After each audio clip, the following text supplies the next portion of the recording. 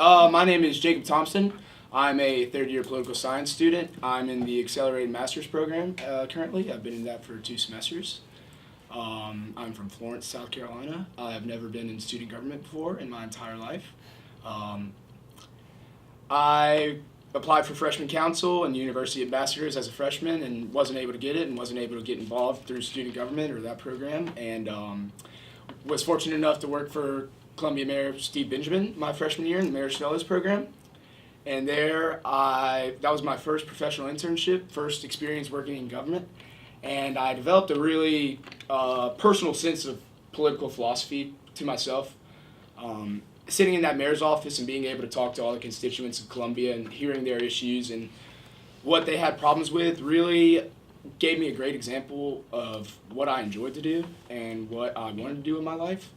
And hearing those people talk really inspired me to run for office. I've had a couple other government internships as well. I've worked for District Attorney John David, who's in North Carolina, Brunswick County, Senator Lindsey Graham of South Carolina, where I worked at his desk and received his comments and concerns for a semester, many comments and concerns.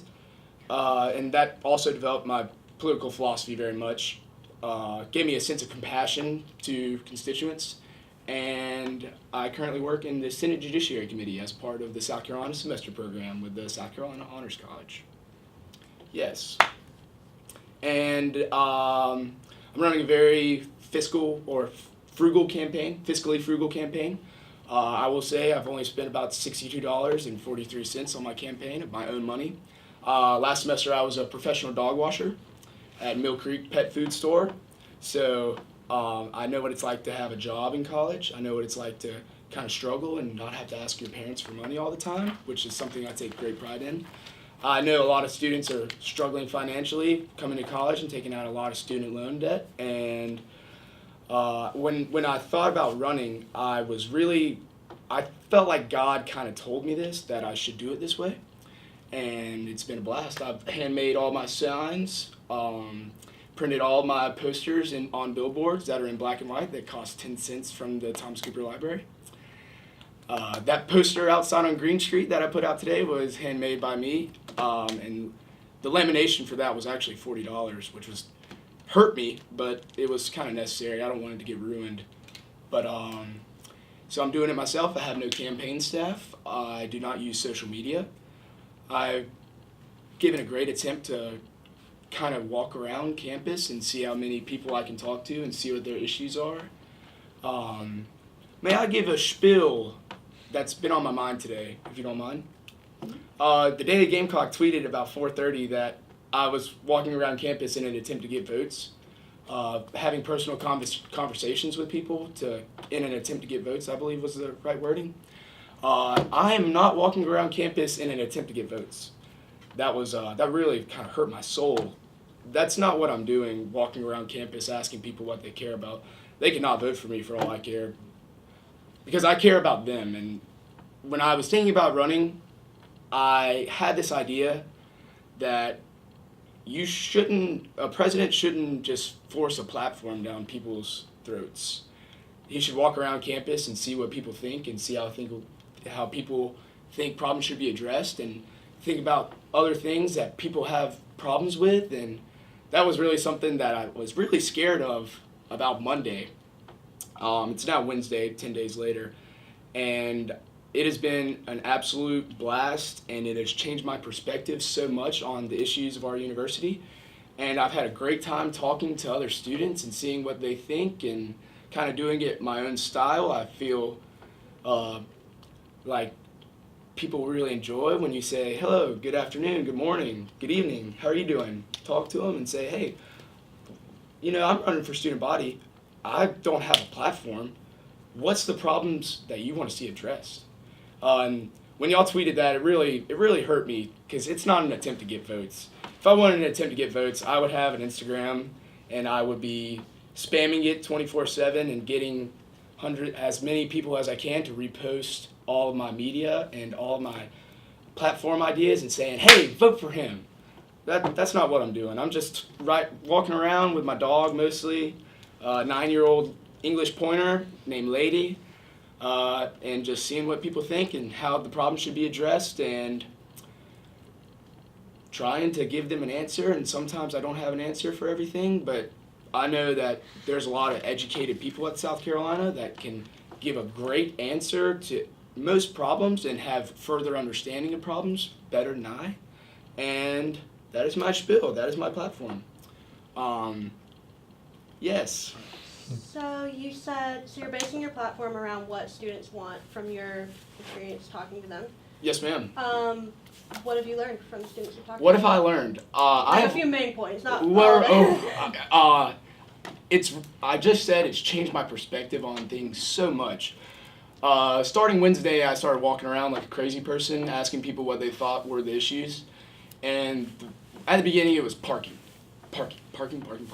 Yeah, I can't get a class. I'm late to all my classes. I know a lot of people struggle with paying parking garage fees, which is really tremendous. But I've also learned that people are worried about sustainability. They're worried about the social aspect and inclusiveness, and they have ideas on how you can improve that. And I've talked to environment students that say, hey, when it comes down to sustainability, we should go to Russell House and we should make sure they're recycling and using the best procedures to limit trash. And it's great ideas. One idea that it's been on my mind all day until I saw that tweet from the Daily Gamecock. Something that I would have never thought of in my entire life, in my entire college career at Carolina, was a fellow peer of mine pointed out that when transgender students change their name, they go through a lot of administrative hassle through Self-Service Carolina, and that's kind of what I was going for in my whole campaign. That's a problem I would have never even thought about. But I know people are worried about mental health awareness and the rising tuition cost, and it's hard for one man to say he's got all the answers to this problem, but the whole point of my campaign is seeing how many people care about it and what people care about and how they think it should be fixed. But a lot of the issues that you see and a lot of the issues that you as a journalist know are facing our campus, but a little, some other stuff too. People having having classes that don't even speak up when the professor talks to them, and feeling left out and feeling like their education is being voided because there's not active discussion among peers. And people that say, yeah, I go to class and I just go home and sit down and I'm not getting out. I'm not talking to people. And it's hard for me to say and tell these people that I have the answer. I'm going to fix all your problems because I'm one man. Unfortunately, I can't do that. I wish I could. It breaks my heart that I cannot. But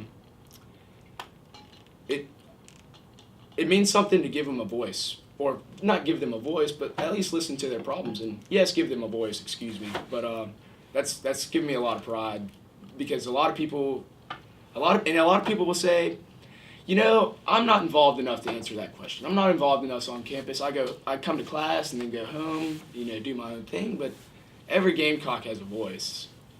Unfortunately, sometimes it's a little voided in spite of other things, but I've just tried to make everyone feel included and talk to as many people and tell them good afternoon and wish them a great week, and because sometimes that makes you feel good. You never know what people are going through. So the best thing in life you can do is try to make them feel good and listen to them and listen to them, to their thoughts and what they think, and that was my goal. And fortunately, my fellow peers have not thought I was a crazy person and told me a couple of their problems. So it's been a lot of fun getting to do that and answer those questions and trying to give them a voice. And I did include some of their ideas to answer your question. Sorry. I'm spilling tonight. I'm sorry. As journalists, we do aim to be first and foremost factual. Yes, sir. I believe this tweet you're referring to is not so much an indictment of you as somebody Yes, who's sir. walking around trying to get votes, but more as a reflection of the idea that anybody who's running for this office presumably wants that office. Yes, sir. I can't imagine why you wouldn't, why you would run if you didn't want to win. But Would you like to know why I ran? I would actually like to know what Okay. you feel are the responsibilities of the president should you win that office. Okay, that's a great question. Well, the president is elected by approximately 34,000 undergraduate students. Not all their students, all of those students may not vote, but, and I've never been in student government before, so when people say, oh, so what can you do? I go, well, I'm not really sure. I'm not really sure what my limitations would be, but my idea behind it is, if elected president, I'm going to listen to every single person on this campus who wants to voice their opinions, voice their opinions, and I don't even know what my limitations are. I know I can't really do much about the state legislature or the General Assembly, who are hiking up our tuitions, and as president, I'm not going to be able to say, all right, USC, mental health awareness, that's what we're doing, and we're going to fix mental health, because everyone's got mental health, and everyone's, it's hard to understand what everyone is going through. But as president, I'll at least try and listen empathetically, and give them the voice and voice their concerns to the future president, President Pasties even. And, that's a great question, because the sky's the limit for me. I really don't even know where I could stop, but I think that giving the people a voice would be a great start to being president. So, I mean, your understanding of student government and its role on this campus. Yes, sir. Let me back up. Sorry? Do you feel that, not just you, but do you feel that there's a lack of understanding, a stigma of student government and what their role is and what they do for us? I do. I'm a political science major, so as part of my classes, I have kind of seen what people do in student government. I know there's a lot of great people in student government too that are working their freaking butts off and trying to improve this campus.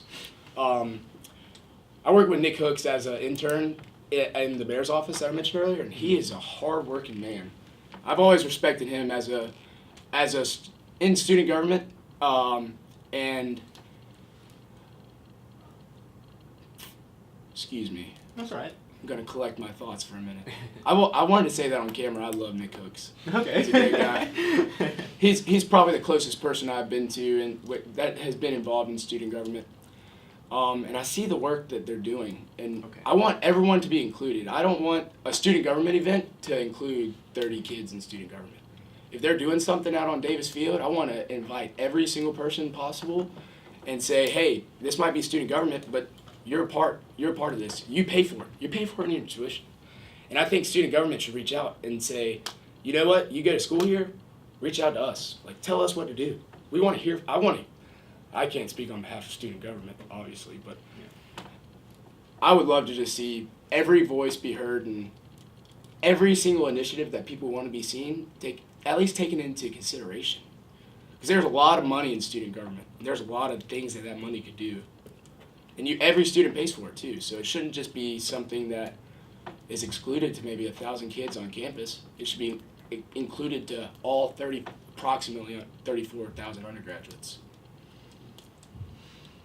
You mentioned that you want there to be this really big open communication. Indeed.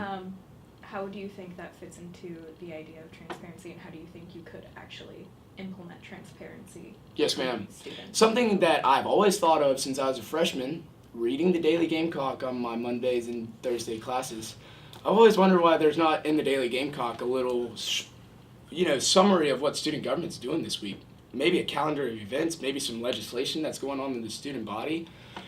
And that would be an awesome idea, I think. Because I talked to somebody who was involved with the Daily Gamecock who will not be named, out on campus, and they said, people don't read our paper. And I was like, yes, they do. I read it all the time. I read it cover to cover and do the Sudoku on the back.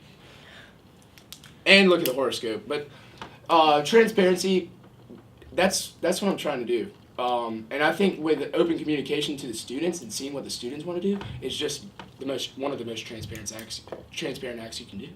Being able to say, hey, this is what you wanted. We got 1,000 concerns about parking. This is what we're going to try and do. We had someone send us a great idea about how we should fix parking. And we're going to put it in the Daily Gamecock, and we're going to say, hey, we think as a student government, we think this is a great idea. If you don't, holler at us. Just tell us what you want.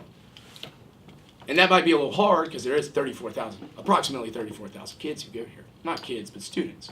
And in government, I believe in student government or government, transparency is one of the most important things. And it's something that our state really, well, I'm thinking of public records acts and things of that nature. Hey, if you want to see what's going on in student government, come to the office and I'll show you. Which I can't show you because I'm not in student government, but. You were mentioning a lot about transparency, and I want to move a little bit to accountability as well. Yes, ma'am. So if elected to the position of president, how would you personally hold student government members accountable if errors were to occur in professionalism or policy, and also an extension about how would you hold yourself accountable? Right. Well, accountability is a big word in higher education today, and I think it's important to note that everyone makes mistakes. Everyone's not perfect. There is not a single perfect human being on this earth. And hey, maybe something will mess up. Maybe there might be a policy that pisses somebody off really bad. Excuse me. But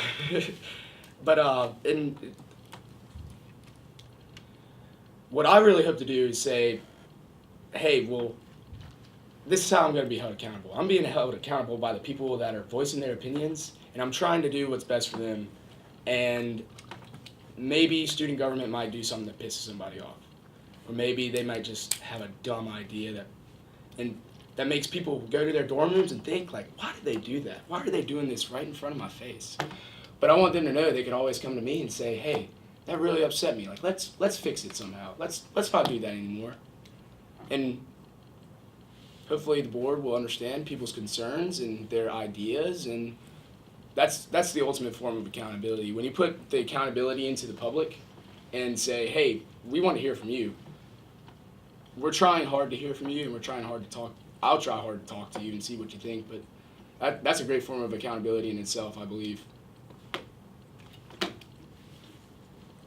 So something that stood out to me that you said was that you don't use social media Yes, as ma'am. part of your platform, but you also say you want to give all students a voice. Do you not see social media as a valuable platform for that? Well, it is a very valuable platform.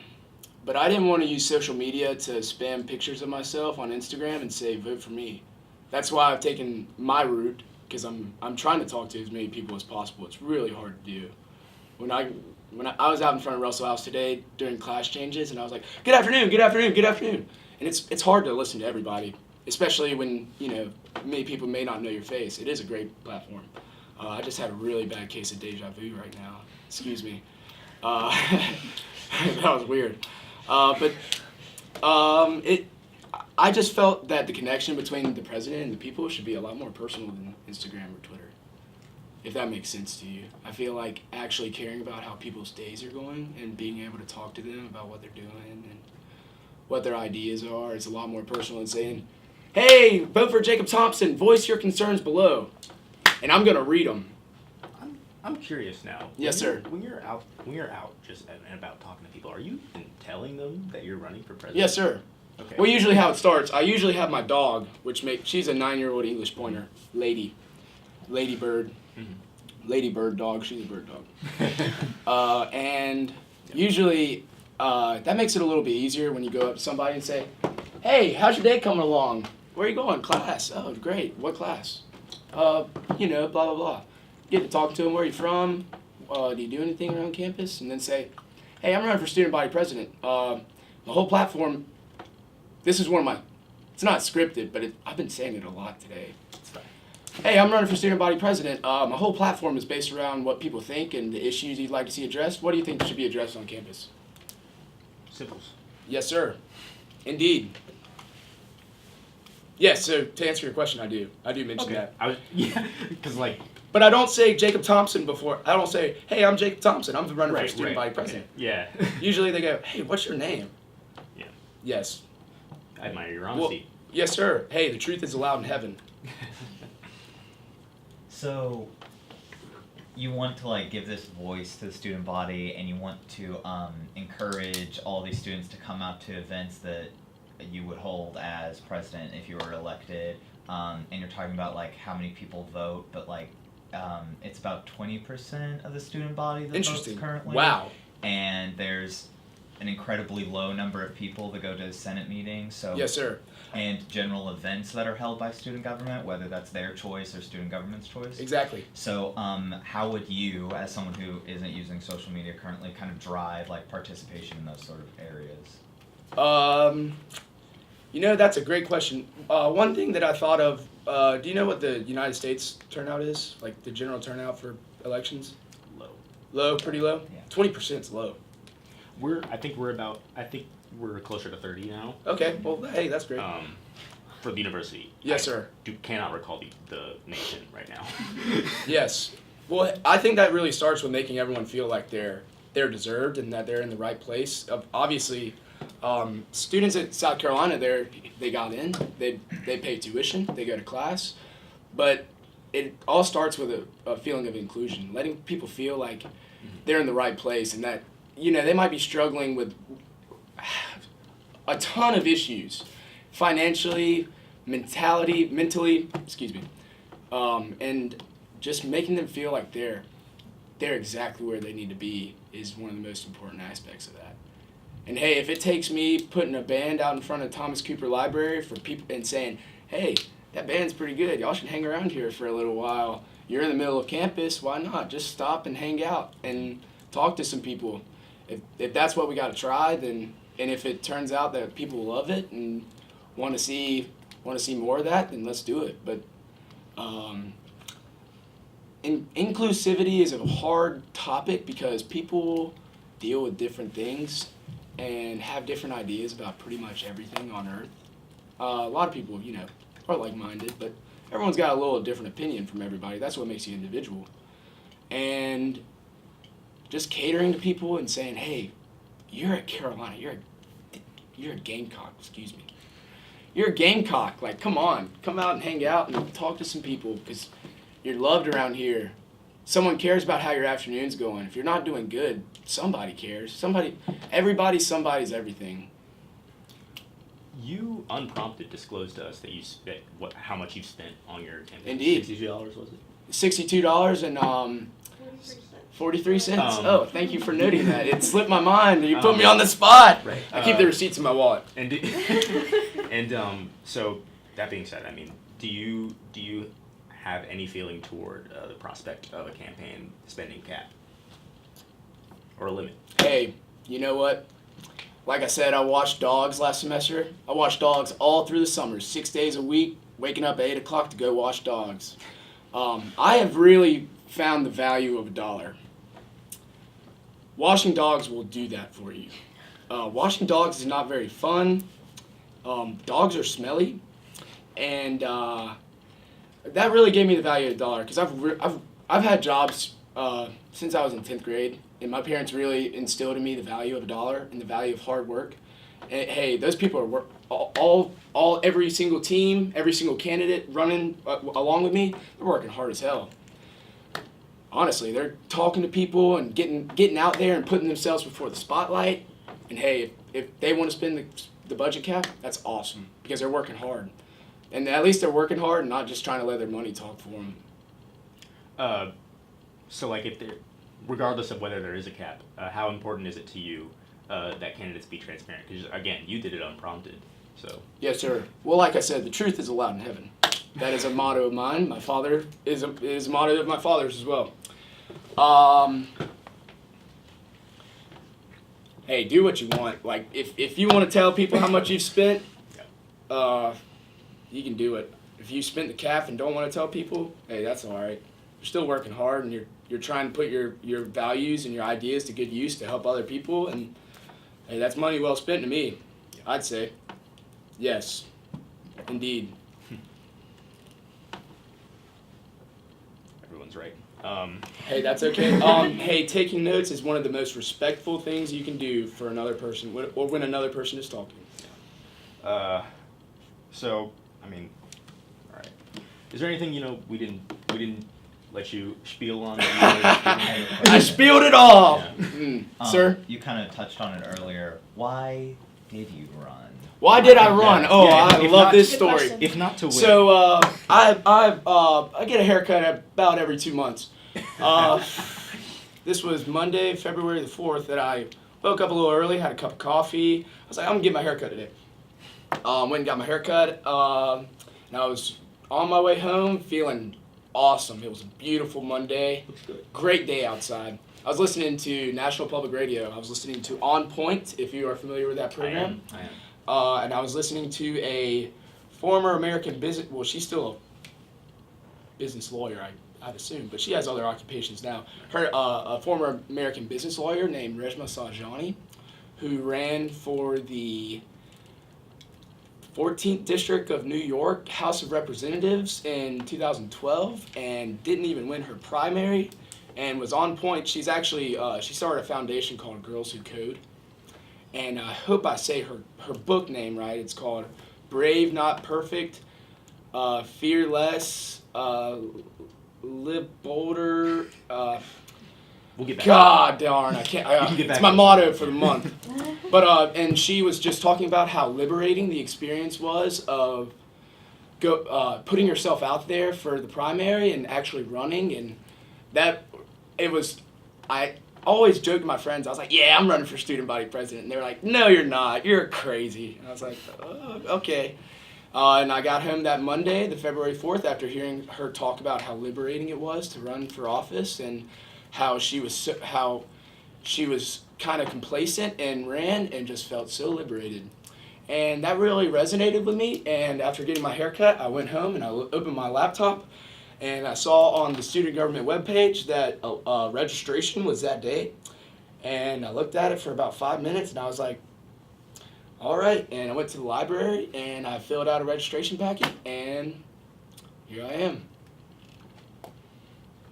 So you're running more as like a personal kind of goal? Well, I mentioned my personal political philosophy that I've kind of developed over some experience working in government and around politicians, and I think I would have been miserable if I would have sat on my couch and not let my ideas go to work and try and spread my ideas and try to listen to other people. And honestly, it was probably the best experience I've ever had in my life. It's a little scary at points.